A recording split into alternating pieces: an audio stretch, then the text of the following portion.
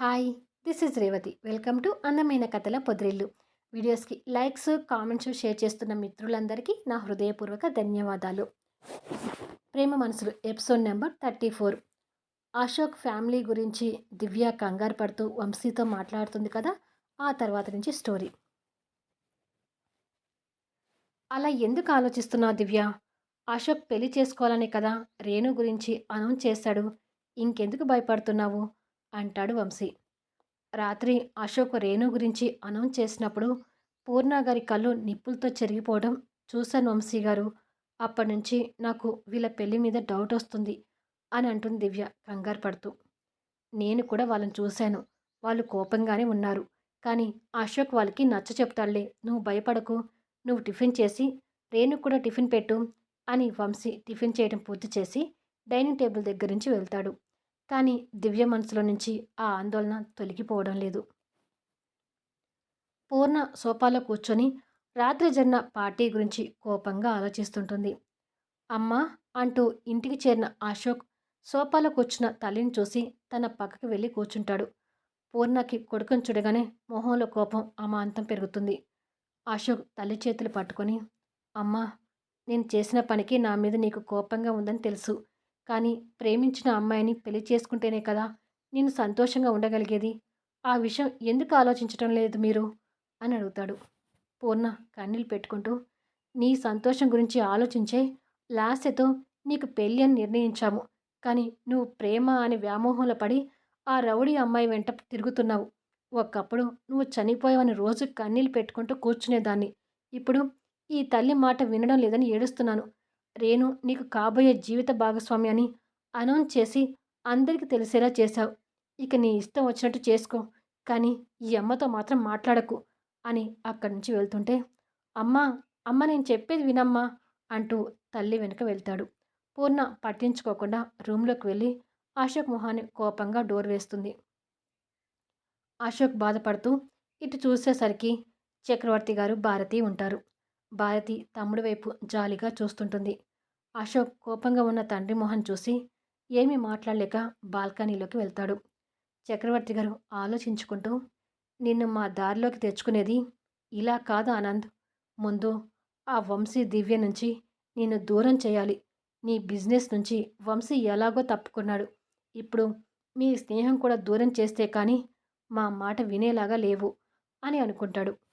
అశోక్ బాల్కనీలో నిలబడి శూన్యంలోకి చూస్తూ బాధపడుతుండగా, బావా అనే లాస్య పిలుపు వినిపిస్తుంది.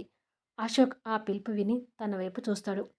లాస్య బాధపడుతున్నట్టుగా నటిస్తూ, సారీ బావా, ఇదంతా నా వల్లే.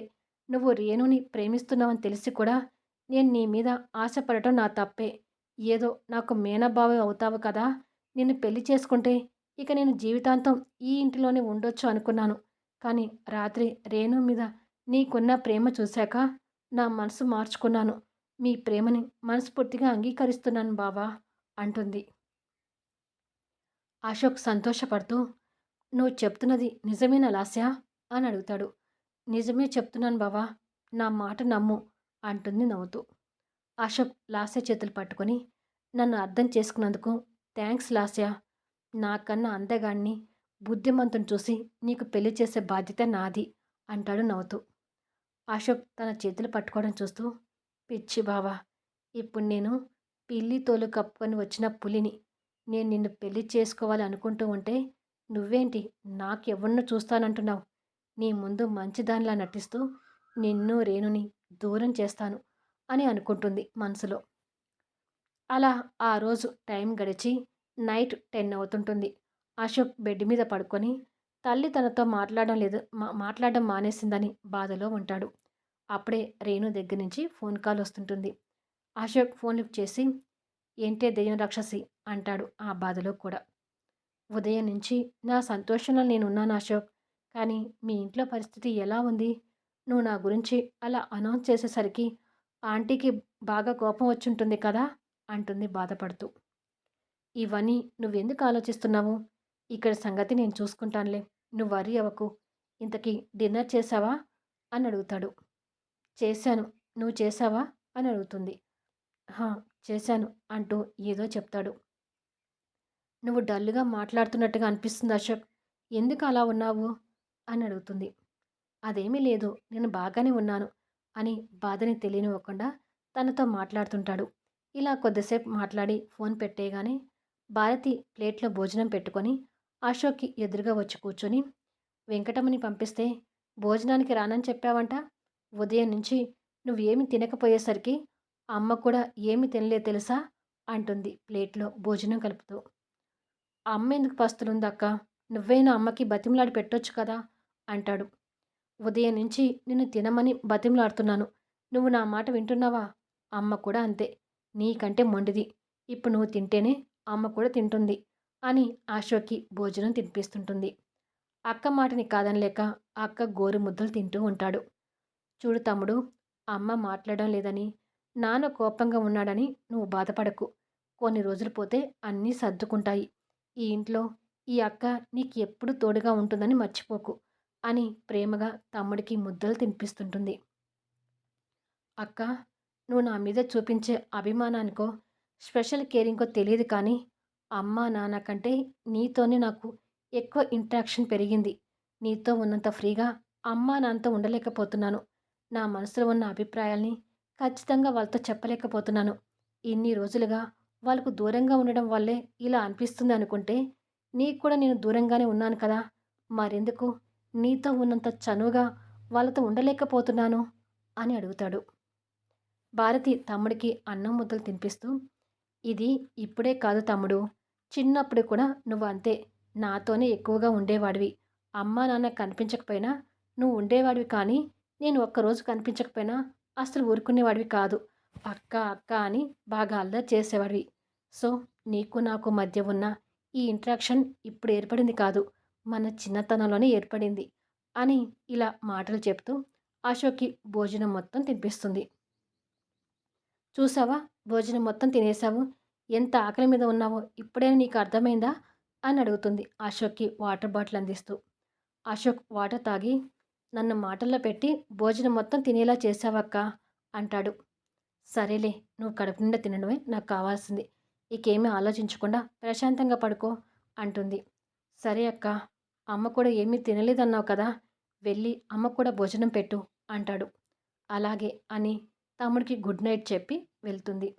అశోక్ పడుకున్నాడు కానీ అటు రేణు, ఇటు ఫ్యామిలీ గురించి బాధపడుతూనే ఉంటాడు. మరుసటి రోజు రేణు తన క్యాబిన్‌లో కూర్చొని వర్క్ చేసుకుంటూ ఉండగా రిసెప్షన్ నుంచి ల్యాండ్ ఫోన్ నంబర్‌కి కాల్ వస్తుంటుంది. రేణు ఫోన్ లిఫ్ట్ చేసి హలో అంటుంది.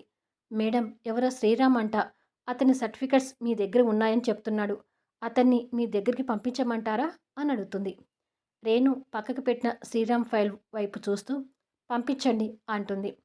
కొన్ని క్షణాలకి శ్రీరామ్ లోపలికి వస్తూ, ఏమిటి మేడం ఇది? మిమ్మల్ని చూడగానే మంచివారు అనుకున్నాను. కానీ మీరిలా నా పొట్ట మీద కొడతారని అస్సలు అనుకోలేదు. చివరికి నాకు ఉద్యోగం రాకుండా చేశారు కదా! ఈ పాపం ఊరికనే పోదు. మిమ్మల్ని వెంటాడుతుందిలేండి.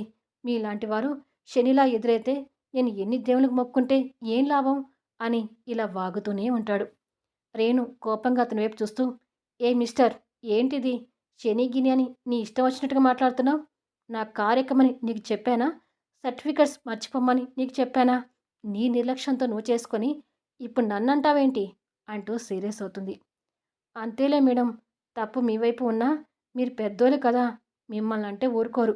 ఏది ఏమైనా నేను మీ కారు ఎక్కడం వల్ల ఇంటర్వ్యూ మిస్ చేసుకొని ఉద్యోగం పోగొట్టుకున్నాను. ఎంతైనా మా మధ్యతరగతి బతుకుల గురించి మీకేం తెలుసులేండి. సరేలే, ఇప్పుడైనా నా సర్టిఫికెట్స్ ఇస్తే నేను వెళ్ళిపోతాను అంటాడు కాస్త కోపంగా. రేణు ఆ ఫైల్ అతనికి ఇస్తూ, ఇంతలా నాకు శాపనార్థాలు పెట్టి హైరాణ పడ్డావు. ఇంతకీ ఏ పోస్ట్‌కి ఇంటర్వ్యూకి వెళ్ళాలనుకున్నావు? అని అడుగుతుంది. ఏటీఎం దగ్గర సెక్యూరిటీ పోస్ట్‌కి అంటాడు. రేణు ఆశ్చర్యంతో నవ్వుతూ, నువ్వు ఇంతసేపు నా మీద పడి ఏడ్చింది సెక్యూరిటీ పోస్ట్ కోసమా? అంటుంది. అతను కాస్త గిల్టీగా తలదించుకొని, ఈ సెక్యూరిటీ పోస్ట్ కూడా మాలాంటి వారికి బంగారమే అని నవ్వుతున్న తన మొహం వైపు తదేకంగా చూస్తూ, మిమ్మల్ని ఇలా నవ్వుతూ చూడటం రెండవసారి అంటాడు. అవునా? ఇంతకుముందు ఎప్పుడు చూసావు? కారులో నీ నస భరించలేక చిరాకు పడ్డాను కానీ నేనసలు నవ్వలేదే అంటుంది రేణు. పేపర్‌లో అశోక్ కుమార్ గారి పక్కన నవ్వుతూ ఉన్న మీ ఫోటోని మొదటిసారి చూశాను. ఇప్పుడు రెండోసారి చూస్తున్నాను అంటాడు. ఓ, నువ్వు కూడా నా ఫోటోని పేపర్లో చూసావా అంటుంది లోపల గర్వపడుతూనే పైకి గంభీరత్వాన్ని నటిస్తూ. చూశానండి. మీ జంట చాలా బాగుంది. అసలు అంత గ్రేట్ బిజినెస్ మ్యాన్‌కి మీరు భార్య కాబోతున్నారంటే యూ ఆర్ లక్కీ మేడమ్ అంటాడు శ్రీరామ్. రేణు మనసులో మాట్లాడుకుంటూ, ఒరేయ్! నన్ను మరీ అలా పొగడకురా. నువ్వలా పొగుడుతుంటే నాలో మళ్ళీ మాస్ మహారాణి నిద్రలేచేలా ఉంది. ఇంట్లో ఎలా ఉన్నా ఏమీ కాదు కానీ ఆఫీస్‌లో మాత్రం నేను ఏమిటి అనేది బయట పడకుండా డిగ్నిటీగా ఉండాలి అని అనుకొని, సరే కానీ ఇక్కడికి ఎలా వచ్చావు? మా కార్ నెంబర్ బట్టి ఈ అడ్రస్ తెలుసుకున్నావా? అని అడుగుతుంది. అంత తెలివి నాకు ఏడిస్తే సర్టిఫికేట్స్ మీ కార్‌లో ఎందుకు మర్చిపోతానండి? నేను మీ కార్ నెంబర్ చూద్దామనుకునేసరికి మీ కార్ అప్పటికే దూరంగా వెళ్ళిపోయింది అంటాడు నిరాశ చెందుతూ. అవునా? మరి ఇప్పుడు నువ్వు ఎలా వచ్చావు? అని అడుగుతుంది. పేపర్స్‌లో మీ ఫోటోస్ చూశాను కదండీ! దాన్ని బట్టి మీ అడ్రస్ తెలుసుకున్నాను. సరే మేడం, ఇక నేను వెళ్తాను అని బయలుదేరుతుంటాడు. రేణు ఆలోచిస్తూ ఇక్కడ ఎలాగో స్టాప్ కావాలని ఇతనికి ఇక్కడే జాబ్ ఇప్పిస్తే అని అనుకొని వెళ్తున్న అతని వైపు చూస్తూ శ్రీరామ్ అని పిలుస్తుంది. శ్రీరామ్ వెనక్కి తిరిగి ఏంటి మేడం అంటాడు వినయంగా. రేణు చైర్లో నుంచి లేచి నువ్వు తెలివైన వాడివే. నీ సర్టిఫికెట్స్ నేను చూశాను. ఎంబీఏ చేసి సెక్యూరిటీ జాబ్ చేయటం ఎందుకు? ఇది మా బావగారి కంపెనీ. మా బావగారికి చెప్పి నీకు ఇక్కడే జాబ్ ఇప్పించేలా చూస్తాను. రేపు ఒకసారి వచ్చి కలువు అంటుంది. నిజమా మేడం అంటాడు సంతోషంగా. నిజమే. నీ సర్టిఫికెట్స్ జిరాక్స్ రిసెప్షన్లో ఇచ్చి వెళ్ళు అంటుంది. Thank you madam. అనవసరంగా మిమ్మల్ని మాటలన్నాను. సారీ అని చెప్పి వెళ్తాడు. మధ్యతరగతి కుటుంబంలో ఉండే సమస్యలు నాకు తెలుసు శ్రీరామ్ అని అనుకుంటుంది మనసులో కాస్త బాధగా. ఇలా రేణు దగ్గరికి శ్రీరామ్ వచ్చాడు. అశోక్ దగ్గరికి పీఏగా ఎవరు వస్తున్నారు అనేది చూద్దాం. క్యాబిన్లో కూర్చున్న అశోక్ ఎదురుగా ఉన్న మేనేజర్తో మాట్లాడుతూ ఈరోజు పీఏ పోస్ట్కి ఇంటర్వ్యూస్ ఉన్నాయి కదా, ఒక్కొక్కరిని లోపలికి పంపించండి అంటాడు. సారీ సార్, ఇంటర్వ్యూ కోసం ఒక్కరే వెయిట్ చేస్తున్నారు అంటాడు మేనేజర్. వాట్? అదేంటి? ఇంటర్వ్యూకి ఒకరు రావడం ఏంటి అని అడుగుతాడు అశోక్ ఆశ్చర్యపోతూ. అంటే రావడానికి చాలామంది వచ్చారు సార్. ఇప్పుడు ఇంటర్వ్యూ కోసం వెయిట్ చేస్తున్న ఆ ఒక్కరే మిగిలిన వారిని పంపించి ఇంటర్వ్యూ కోసం వెయిట్ చేస్తున్నారు అని అంటాడు. ఎవరు ఆ ఒక్కరు అని అడుగుతాడు ప్రశ్నార్థకంగా చూస్తూ.